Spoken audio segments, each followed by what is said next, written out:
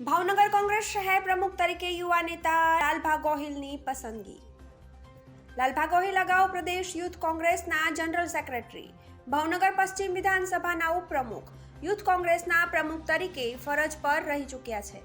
ઉપપ્રમુખ પછી ગુજરાત સરકાર વિરુદ્ધ 150 જેટલા આંદોલન પણ કરી ચૂક્યા છે. તેમજ ભાવનગરના પ્રશ્ન માટે અનેક વિરોધ પ્રદર્શનની આગેવાની પણ સંભાળી છે.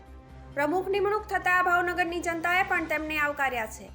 લાલભા ગોહિલ શહેર પ્રમુખ નિમણૂક થતાં કાર્યકરોમાં ખુશી જોવા મળી.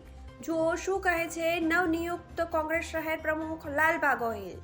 ભાવનગરની પરિસ્થિતિની વાત કરો તો આપ સૌ જાણો છો, ભાવનગરમાં બિસ્માર રોડ રસ્તા, એક ભાવનગરનો એકમાત્ર જે પુલ બનાવવાની વાત કરી હતી, પુલ પણ હજી 5 વર્ષે પણ કમ્પ્લીટ નથી થયો. આવા ઘણા બધા પ્રશ્નો છે. આ પ્રશ્નો માટે કોંગ્રેસ હવે એક મજબૂત વિરોધ પક્ષ તરીકે લોકોના પ્રશ્નો માટે લડત કરશે.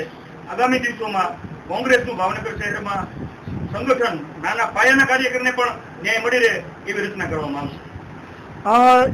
હાલ જે રીતના મહાનગરપાલિકા દ્વારા કામગીરી કરવામાં આવે છે, અનેક જે નાના લારી ગલ્લાવાળા છે તે પરેશાન છે. વિકાસના નામે તે લોકોના જે લારી ગલ્લા જપ્ત કરી લેવામાં આવે છે. આ મુદ્દાને લઈને તમે કેવી રીતના આગળ વધશો? તમે લોકશાહીના પર્વની વાત કરો તો તમે લોકશાહીની વાત કરો છો, પણ તમારો જે આપણો પોતાનો જે નાનો વર્ગ છે, નાનો સમાજ છે, મધ્યમ વર્ગના લોકો છે, એને તમે ભારતીય જનતા પાર્ટીનું જે આ મહાનગરપાલિકાનું શાસન છે એ કચડી નાખે છે.